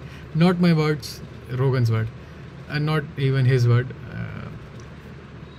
Okay, so fine. Anyway, what happens here? What happens here is हम लोग बैक इंजीनियरिंग में क्या होता है, आप आंसर से स्टार्ट करो, ठीक है। आपका आंसर है रेडियस उसके रेजिस्टेंस के रेशियो में, ठीक है। खैर आंसर के स्टार्ट करो, यहाँ से स्टार्ट करो, I3/I1 से स्टार्ट करो, I3/I1 से। So what is the next closest things to this? If you think next closest thing to this is not related, if you think closely, अब आप देखोगे ना, यहाँ का वोल्टेज, यहाँ से यहाँ का वोल्टेज, यानी कि इसका वोल्टेज और इसका वोल्टेज सेम है, क्योंकि यहाँ पे जो वोल्टेज ड्रॉप है वो एग्जैक्ट सेम है, दोनों बीच में आ रहे हैं, ये दोनों पैरेलली कनेक्टेड है, वोल्टेज सेम है। तो अगर मैं ऐसे करूँ कि I2 क्या है, I2/I3 अगर मैं लेके चलूँ, what does this mean? V is equal to I R. तो ये दोनों, क्योंकि दोनों जगह सेम है तो ये दोनों इन्वर्सली प्रोपोर्शनल है, यानी कि I2 is equal to I2 upon I3 is equal to R3 upon R2। Now in the answer we don't want I2, so let's try to remove this. I2 को remove करना है। अब I2 को कैसे, किस चीज़ से रिप्लेस कर सकते हो? Now you will see that I1 is equal to I2 plus I3। क्यों? क्योंकि करंट स्प्लिट हो रहा है। यहाँ देखो, यहाँ आके दोनों करंट, किरचॉफ लॉ, हमें पता है कि यहाँ करंट स्प्लिट हो रहा है, तो I2 को हटाओ यहाँ से। I2 को हटाने के लिए सिंपल है, यहाँ मैं ब्रेक कर रहा हूँ अपनी equation, I1 minus I3 upon I3 बराबर अपना क्या, बराबर है अपना, क्या था अपना, R3 अपॉन R2। अब हमने RHS को छेड़ा ही नहीं था, राइट हैंड साइड को।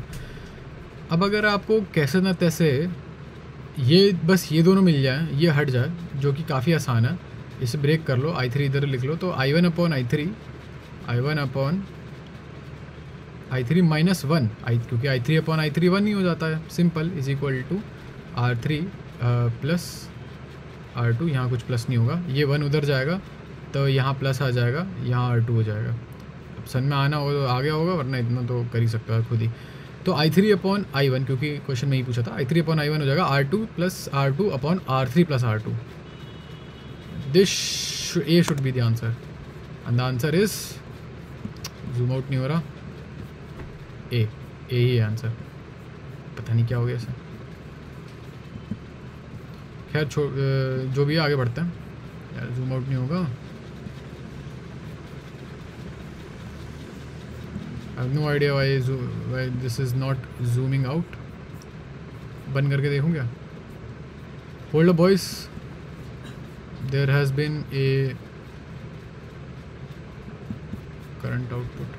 wait a second। अच्छा ये मैं वो कर रहा था, ऐड करते हैं इसे। I was doing chemical bonding before shooting this video।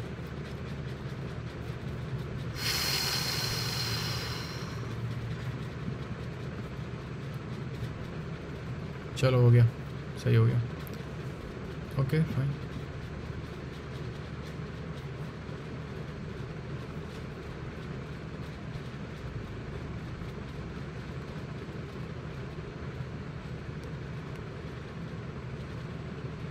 ऐसे करेंगे, बाद में डाउनलोड करते हैं इसे, ठीक है? Let's do it later. अच्छा मे बी शायद अपडेट नहीं किया मैंने, शायद मे बी इसलिए हो रहा होगा। हाँ ठीक है, करेंगे इसे थोड़ी देर में करेंगे, ये भी रेक्टिफाई करने के बाद करेंगे। ये वाला क्वेश्चन आई डोंट, अच्छा हाँ ये वाला क्वेश्चन आता है, क्या है ये, एक व्हील दे रखा है, 20 मेटालिक स्पोक्स दे रखे हैं, सब 1 मीटर लंबे हैं, rotated with the speed of 120 RPM in a plane perpendicular to a metal. क्या यार ये सब, आई डोंट लाइक दिस। पहिया है, 20 स्पोक है, अरे यार पहिया तो ऐसा लग नहीं रहा यार। Wait boys wait,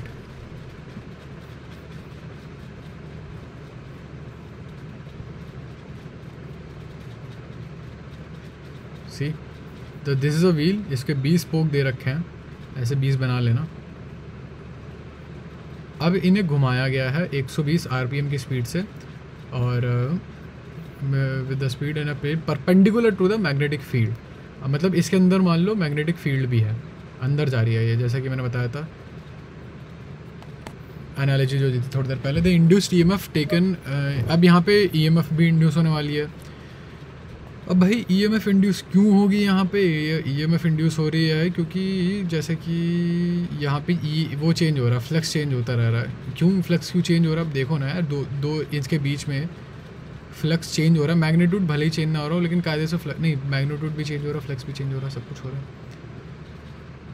the induce EMF तो हमें पता है। अच्छा ये तो खैर फार्मूला है, डायरेक्ट फार्मूला है, half of B omega square L था या ओमेगा L स्क्वायर था, कुछ ऐसा ही था। जो भी है फार्मूला पुट कर देना उसके बाद, क्योंकि ये एक मतलब मान लो EMF इंड्यूस होता है। ये EMF कहाँ इंड्यूस होता है यूजुअली? EMF क्या, इससे क्या है यार, बैटरी रिलेटेड है, ठीक है? EMF बैटरी रिलेटेड है। 20 बैटरी पैरेलल में लगी हुई है तो 20 से मल्टीप्लाई कर देना, तो 20 इंटू, अच्छा ये क्यों होता है, ये फार्मूला आया कहाँ से, ये हम लिख लेते हैं, ये हम डिस्कस करेंगे, ये हमें नहीं पता है। Origin of half of B omega L square या ओमेगा स्क्वायर एल, रुक जाओ पहले कंफर्म कर लेते हैं। ओमेगा एल स्क्वायर, ठीक है, ओमेगा एल स्क्वायर है। ऐसा होता ही क्यों है लेकिन? लेंस लॉ की वजह से होता है EMF induce. It will be added omega L square, जैसे मैं कह रहा था। ठीक है, जैसे कि हमने कहा वैसा ही है सब कुछ, दैट्स ऑन ट्रैक है, ईजी है। An ideal P junction diode shown in the shown, okay ठीक है। तो अब देखो यहाँ -1 है, यहाँ पे हमारी, यहाँ पे क्लोजली देखो, यहाँ पे देखो -1 है और ये अपना -3 पे है। तो हायर से लोअर पे जाएंगे, ठीक है, तो आई अपना करंट हो जाता है V, यानी कि 2 डिफरेंस, पोटेंशियल डिफरेंस जो हम देखेंगे वो तो 2 का है, तो 2/100, तो 50 मिली एम्पियर के आसपास आना चाहिए आंसर। आगे बढ़ते हैं। अच्छा 20 मिली एम्पियर है, अच्छा हाँ, ओके 100/2 कर दिया मैंने, अपॉलॉजीज बॉयज। ठीक है, let's go ahead. A long solenoid of 50 centimetre length having 100 turn carries a current of 2.5 ampere. The magnetic field at the centre of the solenoid is, ठीक है भाई। Derive a formula for solenoid. Solenoid क्या होता है? Solenoid I guess you guys should know, should learn by your heart. Solenoid ऐसे याद कर लो, solenoid, मैं कुछ वर्ड प्ले ढूंढ रहा हूँ। सोलेनॉइड, आपने जो इंटरकॉम पे तार देखी होगी, that it's round and round and round, जो इंटरकॉम या टेलीफोन या लैंडलाइंस पे तार होती है। Solenoid has the exact same structure. Sole is shoes, shoes is Vans, van is something, कुछ रिलेट कर लेना, we will look that later, that's not important. अब ये क्या है, यहाँ पे सर्कल्स हैं कायदे से। अगर आप देखो, ये तो साइड व्यू है, अगर आप बिल्कुल इसे अच्छे से परफेक्टली अलाइन करते हो तो ये आपको ऐसे दिखेगा, है ना, जस्ट ऐसे ही दिखेगा। अब ये साइड में देखोगे तो इतना लंबा होगा, ये पीछे से तो जस्ट ऐसे ही दिखने वाला है ये। इसका क्या मतलब है कि ये सर्कल है, कायदे से बहुत सारे सर्कल है, तो मैं n लिख लूँ, और एक सर्कल का होता है μ0I/2r, आई गेस r हो गया रेडियस, शायद कुछ ऐसी सी वो आती है। चलो एक बार पुट करके देख लेते हैं, गट फीलिंग अपनी टेस्ट करके देख लेते हैं। तो n हो गया अपना 100 टर्न्स इंटू μ0 है 4 पाई, ये पेपर पे कर लो यार खुद। 100 इंटू μ0 हो गया 4 pi into 10 to the power -7, μ0 हो गया 4 pi into 10 to the power -7, ठीक है। आई हो गया अपना 2.5 है, 2.5a, और हो गया अपना अपॉन 2 हो गया 2 हो गया 2 इंटू क्या था, आर है अपना रेडियस दे रखा नहीं, रेडियस तो दे ही नहीं रखा, eight the centre of the solenoid यार, लेकिन रेडियस तो दिया होना चाहिए था। चलो मे बी रेडियस नहीं यूज़ होता होगा मोस्ट प्रोबेबली। अच्छा, और ये n जो होता है ना, बाय द वे, ये n होता है नंबर ऑफ टर्न्स अपॉन जो आपकी सोलेनॉइड की लेंथ है। ये बहुत इंपॉर्टेंट है, ये मैं ये चीज़ लिखना ही भूल गया था, तो ये मैंने स्मॉल n लिखा है। तो ये हो गया आपका 100 इंटू 2 पाई, नहीं 100 इंटू पाई इंटू आई, यानी कि करंट आपका अपॉन 2 इंटू, यार लेकिन रेडियस देना चाहिए था यार। चलो मे बी रेडियस ना आता हो, अपॉन 2, और नीचे आप 50 सेंटीमीटर भी लिखोगे। 50 सेंटीमीटर है, मीटर में कन्वर्ट करो इसे, 50/100, तो ऊपर 100 से मल्टीप्लाई कर दोगे। 0 से ये 2 हो गया और कट ही गया, 2 से 2 कट गया। 2.5 इंटू 4 पाई, 2.5 इंटू 4 हो जाएगा 10 इंटू पाई, यानी कि 3 अच्छा ठीक है 3.14 into 10 to the power -7 into ये 100 and 10 to the power 3। मेरे हिसाब से आंसर आएगा ए, और आंसर है D. Okay, we did something wrong. μ0 L, अच्छा अपॉन 2 नहीं है, ठीक है, अपॉन 2 नहीं है, ओके फाइन, क्योंकि ये क्वेश्चन गलत हुआ तो हम इसे अगेन करेंगे। हाँ, रेक्टिफायर का काम क्या होता है, जैसे कि मैंने बोला रेक्टिफाई करना, प्लीज़ रेक्टिफाई योर मिस्टेक्स, ठीक है। रेक्टिफाई मतलब होता है करेक्ट करना कुछ भी चीज़। तो हमारे पास हमें पता है कि डीसी करंट आता है। अब आप डीसी करंट से ना अप्लायंस यूज़ नहीं कर सकते कुछ भी। क्यों? क्योंकि वो करंट अंदर जाएगा फिर बाहर आएगा, अंदर जाएगा बाहर आ जाएगा, अप्लायंस ख़राब हो जाएगी, कुछ फंक्शन नहीं कर पाएगा ऐसे। अब रेक्टिफायर क्या करता है? डीसी करंट को एसी में कन्वर्ट करता है। ट्रांसफार्मर का काम क्या होता है? ये बहुत बड़ी मिस्टेक होती है, मतलब मैंने तो करी है। Transformer I thought was use to convert current from AC to DC because trans करना, ट्रांजिशन करना, कुछ चेंज करना, बट ऐसा नहीं होता। वो सिर्फ और सिर्फ वोल्टेज ऊपर नीचे करता है, step up step down. Transformer का ये काम नहीं होता। पहले तो वो लोग वोल्टेज कम करते हैं, फिर उसे रेक्टिफायर बनाते हैं। मैं रेक्टिफायर बना के दिखा देता हूँ। कुछ ऐसा होता है रेक्टिफायर। ये आपका प्राइमरी कॉइल, ये आपका सेकेंडरी कॉइल, ये आपका सेकेंडरी कॉइल, ठीक है। करंट जाता है, थोड़ा कम हो जाता है। ये आपका फ़ोन जुड़ा हुआ है, बीच में आपका फ़ोन मान लो ऐसे, आपका फ़ोन मान लो ऐसे बीच में जुड़ा हुआ है। और आपका अगर हाफ वेव रेक्टिफायर बनाना हो तो मान लो कि देखो पहले करंट जाएगा इस डायरेक्शन में, मतलब ऐसे क्लॉकवाइज जाएगा, फिर जाएगा आपका करंट इस डायरेक्शन में। तो पहले मान लो क्लॉकवाइज जा रहा है, तो मान लो ऐसा हो गया, ठीक है। तो ये करंट क्लॉकवाइज गया। चलो इस नीचे वाले को छोड़ देते हैं, अभी नीचे वाले को हटाते हैं। सॉरी, नीचे वाला पार्ट हटा दिया हमने, ठीक है, काफ़ी पार्ट हट गया, ठीक है। तो आपका करंट मान लो पहले ऐसे घूमा, क्योंकि करंट ऑल्टरनेटिंग है, पहले ऐसे घूमा, ठीक है जी। फिर जब ऐसे घूमने आएगा, मतलब एंटी क्लॉकवाइज घूमने आएगा, तो ये दीवार उसे रोक देगी। ये मतलब एनालॉजी है, सेमीकंडक्टर है, उसे रोक देगा। उसे सेमीकंडक्टर का काम यही होता है, एक ही डायरेक्शन में। फुल वेव रेक्टिफायर क्या है जी? फुल वेव रेक्टिफायर मान लो चलो पहले आया करंट ऐसे, तो जब ऐसा करंट आया तो आपका फ़ोन के अंदर जा रहा, करंट जा रहा, चलो अच्छी बात है। लेकिन यहाँ नहीं जा पाएगा, यहाँ करंट नहीं जा पाएगा, क्योंकि ऑब्वियसली ये ऐसा है, यहाँ से करंट रोक लेगा। तो और फिर आधे टाइम यहाँ से करंट जाएगा, आधे टाइम यहाँ से करंट जाएगा। रेक्टिफायर का काम यही होता है। PN junction diode is used as rectifier. ये हाँ, ये करंट ऐसे रेक्टिफाइड में करंट देखो अल्टरनेट कर रहा है। हाफ वेव रेक्टिफायर में आधे टाइम ही करंट आ रहा है, लेकिन आ ज़रूर रहा है। ये थोड़ा इम्प्रूव्ड वर्जन है मेरी सेम ड्राइंग का। आई वुड से मैं थोड़ा ज़्यादा एंडी वॉल आर्टिस्टिक या सालावदोर दाली वाली वाइब है मेरी पेंटिंग में। Let's move ahead to the next question. Okay, I have screwed this question multiple times. At least third time I'm doing this question. The voltage time Vt graph for triangular wave having peak value V0 is shown in the figure. The RMS value of V in time interval t equal to 0 to t equal to 4 is okay. The RMS value of V in time interval t.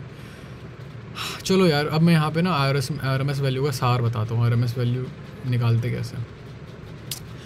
RMS value का सार ये होता है कि देखो alternating current में आपका जो करंट है, चलो इसी उसमें ले लेते हैं। आपका जो करंट है वो फ्लक्चुएट करेगा, ठीक है।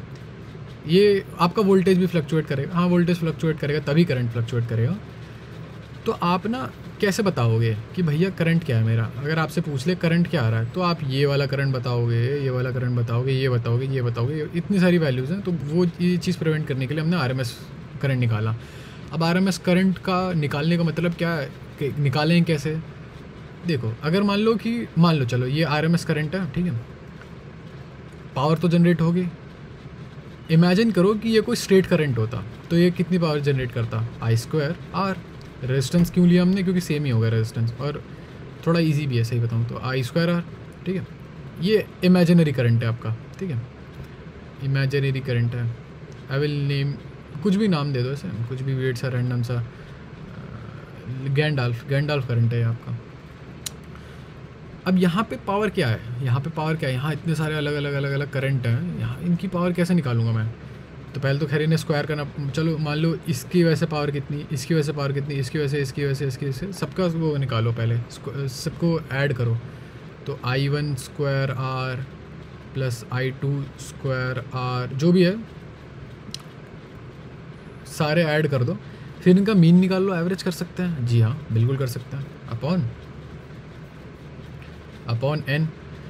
चलो R से R निकल गया, R सारे कट जाएंगे क्योंकि R तो है भाई, बढ़िया है। तो ये आपका गैंडाल्फ करंट तो था, यहाँ इमेजिनरी करंट था, बराबर हो गया। अब क्योंकि मुझे चाहिए था भाई करंट की, ना कि स्क्वायर, करंट के स्क्वायर के नहीं, करंट के टर्म्स में चाहिए था, तो पहले तो इसका मैं रूट भी कर दूँ, ये जो भी नंबर आया था इसका रूट कर दूँ, ये एग्जैक्ट सेम चीज़ लिख लेना, रूट कर लेना, क्योंकि मेरे पास ड्राइंग मैं अपने माउस टैब पर बना रहा हूँ, ये ड्राइंग टैबलेट पर नहीं बन रहा, इसलिए रूडिमेंट्री स्ट्रक्चर है ये, रूट कर लेना है इसको, ठीक है। अब ये देखो, now look at this, now illuminati confirmed, R क्या था अपना रूट, ठीक है। तो यहाँ से स्टार्ट करो, स्क्वायर, स्क्वायर फंक्शन है हमारे पास, जी हाँ है। मीडियन या मीन फंक्शन है, देखो सारे ऐड करे हैं, अपॉन एन, रूट फंक्शन है, रूट फंक्शन भी है। ये निकल गया अपना आरएमएस करंट। अब यहाँ पे आरएमएस करंट निकालेंगे अगर हम, तो कैसे निकालेंगे, लेट्स सी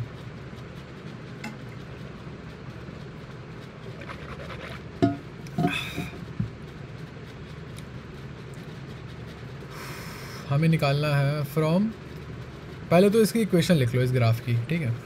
इक्वेशन क्यों लिखनी है पता नहीं, मेरी गट फीलिंग है, इक्वेशन लिख लेते हैं इस ग्राफ की। तो ये स्ट्रेट लाइन ग्राफ है, v naught is equal to m x, m क्या है, स्लोप हो गया अपना v naught by t by 4, नहीं sorry, v is equal to, ये v बाई टी का ग्राफ है, ठीक है, ना कि v naught by t, v naught तो ये वाली वैल्यू है, ये v बाई टी का ग्राफ है, देखो v बाई टी का ग्राफ है, v इज़ इक्वल टू आपका स्लोप है वी नॉट टी बाई 4, ये आपका स्लोप है, ये कांस्टेंट है, ठीक है, ये ध्यान रखना। एम एक्स पे क्या है जी, एक्स पे अपना टी है, प्लस वाई इंटरसेप्ट कहाँ है हमारा, ज़ीरो पे, देखो ज़ीरो पे, ज़ीरो, तो ये अपना इक्वेशन में अगर लिखूँ कायदे से तो v is equal to v naught t by 4 into t, ठीक है। Now we have this beautiful equation, let's move ahead with this equation।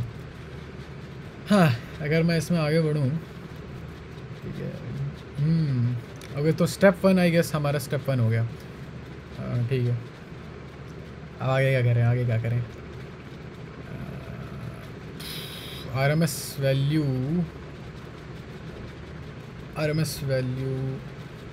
Square कर रहे हैं, इसे स्क्वायर करके देखें क्या करें।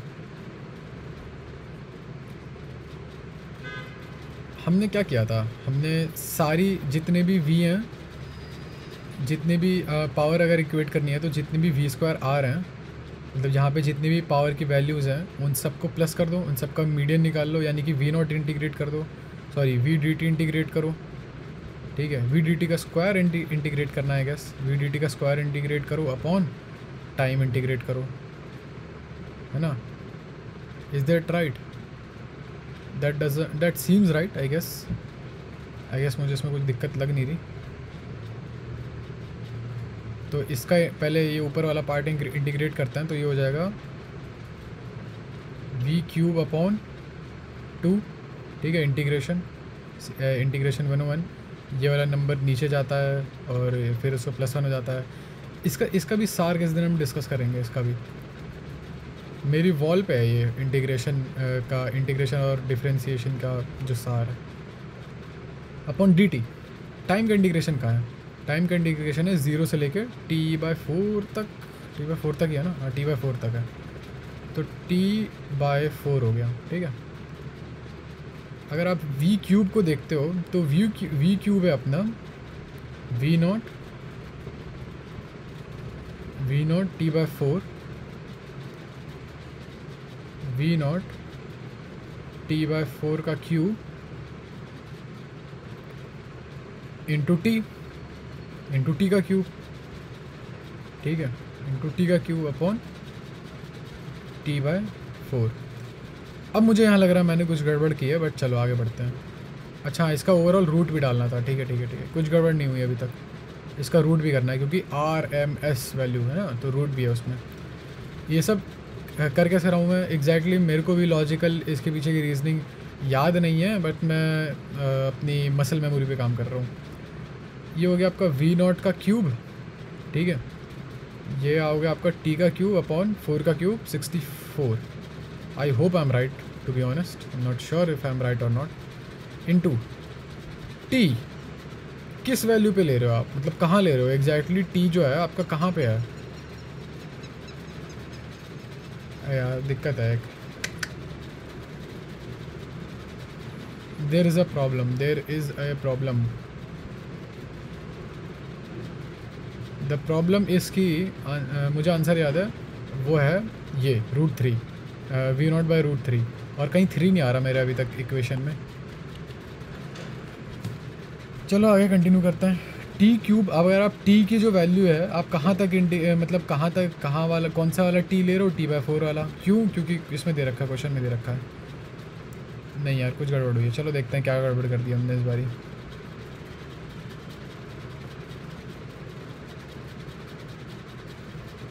अच्छा हाँ ठीक है, ये 3 होगा ना।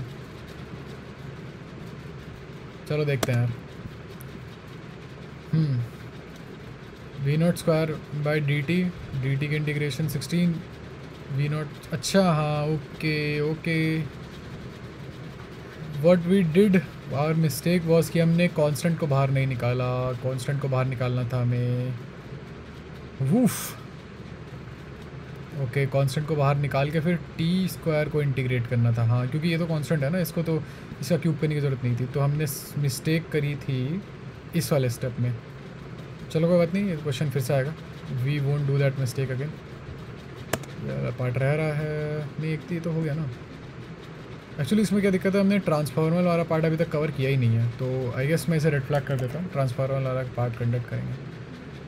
यहाँ पे वर्क वाला पार्ट कंप्लीट नहीं किया है, और मैं कुछ उल्टा सीधा बोलना नहीं चाह रहा हूँ, तो इसे भी रेड फ्लैग करते हैं। हाँ, तो ये वाला क्वेश्चन है सोलेनॉइड की मैग्नेटिक फील्ड वाला। सोलेनॉइड की मैग्नेटिक फील्ड होती है B = μ0 n, यानी कि number of turns upon L, और I रेडियस से फ़र्क नहीं पड़ता अपेरेंटली, रेडियस से फ़र्क नहीं पड़ता। तो लिख लो भाई 4π × 10⁻⁻7 into n, number of turns थे 100 जहाँ तक मुझे याद है, अपॉन 50 सेंटीमीटर। यहाँ पे 100 ऐड करो क्योंकि सेंटीमीटर को मीटर में कन्वर्ट करना है, और I अपना हो गया 2.5। देख लो यार, इसके आगे तो कर ही सकते हो। ठीक है, वो कर लेते हैं। अगर 2.54 से हो गया, इसे हटा लो, इसे यहाँ से हटा दो, एक 0 और ऐड कर दो यहाँ पे कहीं, 10 हो जाता है। और यहाँ पे 2 से वो कर दो 2, तो π × 2 हो गया 6.18 10⁻⁻7 माइनस सॉरी इंटू 10⁻⁻3 हो गया 10⁻⁻4। आंसर आ गया अपना D, जो कि हमें लास्ट टाइम देख लिया था। चलो भाई, ये वाला क्वेश्चन एक और कंप्लीट कर लेते हैं। ये मोस्ट ऑफली लास्ट क्वेश्चन होगा अपने पूरे डेक का। इसके बाद हम we can take a little bit break. चलो हाँ, okay. So what was it क्या कर रहे थे हम लोग, क्या कर रहे थे? ठीक है, तो हमें RMS वैल्यू निकालनी है। RMS वैल्यू निकालने का मतलब है कि हम ये सारी की सारी वैल्यू लें और इनमें से एक ऐसी वैल्यू चुन लें जो हम यूज़ कर सकते हैं। तो इक्वेशन याद है? इक्वेशन हमने अभी बताई दी थी कैसे डिराइव करनी है। You must remember it. नहीं, ये था क्या था इक्वेशन, क्या थी? 4v0। अरे एक सेकंड, मैंने क्या इक्वेशन निकाली थी? 4v0। ओह ओके, हाँ, first big mistake. Okay, first big mistake. v0/t4 small t। This was, हाँ चलो भाई ठीक है। Yes, I accept my mistake, let's go. Actually, I was not even paying attention, to be honest. Surrounded by hose and all. ठीक है, I'm coming. Wait for me. v0 4t into t, ठीक है, m है, ये slope था। I wasn't playing slope because I was straight as an arrow. ठीक है, तो फर्स्ट मिस्टेक हमने रेक्टिफाई कर ली अपनी। ये था अपना v² t, नहीं सॉरी, क्या था यार, v² dt को हमने इंटीग्रेट किया। बात ये कि मुझे एसेंस नहीं पता यहाँ पे हमने क्यों एग्जैक्टली ये हमारा पार्ट सही था अभी तक। This was the only part that we did correct. Essence समझ में नहीं आया मेरे को, हमने यहाँ पे ये एग्जैक्टली किया क्यों है? आरएमएस वैल्यू निकालने के लिए, चलो करंट वाली बात समझ में आती है। वी, अच्छा हाँ, वी स्क्वायर, देखो वी स्क्वायर टी क्या होता है? वी स्क्वायर टी पावर तो नहीं होता है, नहीं, v square t by t power होता है क्या? नहीं, चलो छोड़ो, never mind. What we wanted was, हम आरएमएस वैल्यू ढूंढ रहे थे वी स्क्वायर की। तो हाँ, तो वी स्क्वायर अपना अगर मैं लिखना चाहूँ तो वो मैं लिख सकता हूँ 16 v naught square by capital t का स्क्वायर इंटू टी का स्क्वायर डी टी।